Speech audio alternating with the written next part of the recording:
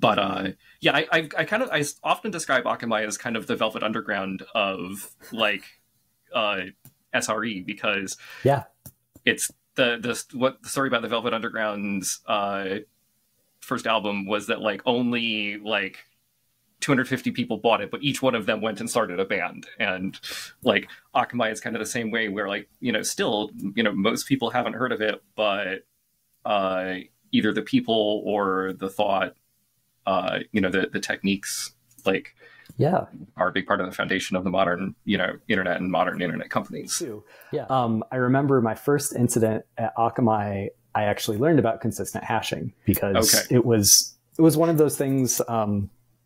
There was a product. And sorry, for our listeners, you know what consistent hashing is. I have the 20-minute explanation that they gave us when we joined the InfoSec department. But for our listeners who are coming into this cold, and actually many of our listeners who have probably not heard about Akamai at all, first of all, what is Akamai? Sure. So Akamai is a company that runs a network of servers at the edge, right? So an ISP is close to where you live. They made their money through caching. So for example, if you type in a website for an Akamai customer, which iTunes.com was the example I always used to career fairs. That was the one we were allowed to use. We were not allowed to use the fruit company in Cupertino. Exactly. Yeah. You notice what I did there, where I just said, because I always forget, like, what is the list we're allowed to use and what aren't we? But many Fortune 500 companies are Akamai customers, right? So you type in one of these websites, and through some magic, Akamai has the internet mapped out. They figure out what Akamai server is closest to you in the internet, closest to you in a topological sense. It's a little more complicated than that, but essentially that. DNS is the interface they use to hand out the IP of that Akamai server. So you make a request for iTunes.com. Akamai figures out where you are. Akamai hands you back the IP of an Akamai server that is close to you. You connect to that, and there's a good chance that server proxies your connection back to iTunes.com.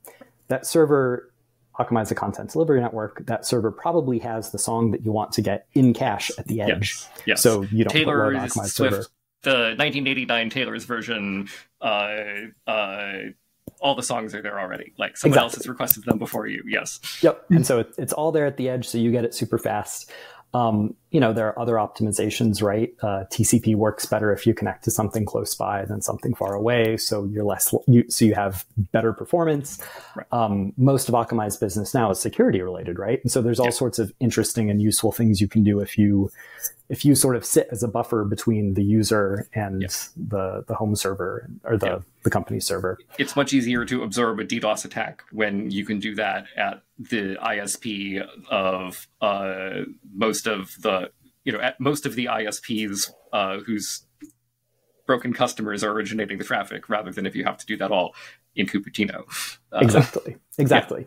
And Akamai had a scale and sophistication that by both intelligence of the platform and just how distributed it was, it could absorb a lot of those things, right? I think there was another incident where actually you called me up at like 3:00 in the morning for a set of servers that I watched, and you're like, hey, there's an attack. And I looked at it, I'm like, yep, there's an attack. And we're like, should we do anything? I'm like, well, actually the changes to do something, it's fine, right? Like, just watch it. Yeah. Watchful waiting. So it's really fun, right? Like right out of school to get to play with systems like that run the internet. So we were talking about consistent hashing. Yes. One of the cool things so you think about, you have these hundreds of thousands of servers spread across the world. How do you get them to work together? And I think one of the important lessons I learned at Akamai was like the first rule of distributed systems problems is try to avoid solving a distributed systems problem, right? If at all possible, don't. And so like consistent hashing is a way of thinking about how to deal with having a lot of machines without needing to worry about them all talking to each other. So in particular, the idea is, hey, I want to connect to a server. The server should be up, hopefully. Is there a way to do that without the system having knowledge of which 200,000 servers are up at any given moment and doing a calculation each time? And so the idea behind consistent hashing is you imagine there's a ring, and you imagine each server is a place on the ring. Yeah. And then you as a user, you come in and you have a hash that puts you somewhere else on the ring. And then what you do, and that hash is consistent. You always end up at the same place on that circle. So then, it's picking some features about me, like likely my IP address, and it's using those features to like pick a place on that ring that corresponds to me. Yeah. Right. And it's always going to be the same place as long as I'm coming in from the same IP every time. Exactly. Yeah. And so then the idea is you always end up at the same place on that circle. And the way you pick what server you go to is you move along the circle. And similarly, the servers were hashed on the circle. The first server that you hit is the one you try to connect to. And if it doesn't work out, no big deal. You keep walking along the circle, go to the next one. Okay. And then that's super powerful because it means, in the example we gave above with iTunes, it means that you are generally going to go back to the same server each time. Right. People close to you will go to the same server each time. And so, it's likely the same, say, Taylor Swift song or something will be in cache right there. And that's how you can kind of make sure you go back to the right server without them all globally talking to each other. Yeah. My first guest on the podcast was Willie Williams, who was actually an intern on the mapping team at Akamai in like 2004 and had a story about some changes that they made, not to the consistent hashing, but to the geolocation, which wound up accidentally routing all of Yahoo's traffic to Japan. Needless to say, Yahoo was not terribly happy about this, but they got it fixed. And so, same company, for any viewers who've been caught that episode, and some of the technology underlying that, with the goal of keeping your accesses local, because also like clients will often like request the same thing multiple times, so there's a certain locality to that. There's locality, like certain geographic regions will get super interested in Taylor Swift at the same time, possibly because there's an Eras Tour concert happening there that day. And it was super fun, right? Because many people would learn about consistent hashing, say, in a class in college. I wasn't a CS major. I was learning quantum field theory or whatever. Right? I was doing physics. So like the way I learned about consistent hashing was there was an incident in the mapper org where a bunch of servers that served a particular type of traffic went down, and the root cause had to do with how consistent hashing had been implemented for that particular product in a way that worked great in testing, worked great for small customers, but when you put a big customer on it, you ended up with a memory leak or something like that. Okay, right? Yeah, sure. So, but it was cool because it's like, I got to learn about this really interesting mathematical concept in distributed systems because something broke at scale that took down a bunch of services. Right. And suddenly the math was relevant to something in the real world. And also we had to fix it like yesterday. Exactly. Another cool thing about that, though, was like when that happened, there was no customer impact because the way Akamai systems were designed was there were all sorts of tricks to mitigate. You kind of just move, you kind of, if the clients can't connect, they kind of just keep moving around that ring, and there are a lot more servers, and eventually they hit one that works, hopefully. So. Yeah. And other tricks too, right? There's just a lot of really beautiful mitigations. The towering pile of hacks that makes the internet work as well as it does. Yeah. If one set of config seemed to make everything crash, go to a machine that was running the config from an hour ago, right? Like so many things like that, right? Yes. So it was cool to see a system that resilient, which like the jobs I used to run stuff on Open Science Grid were a little resilient, but not that resilient. Yeah. The other thing that I thought was really cool though was just the culture, right? How people would handle an incident. I think Eric Nygren used to say, like, people would ask him like, hey, what's the thing you're most proud of at Akamai? And he'd say the incident process. Yeah. Right.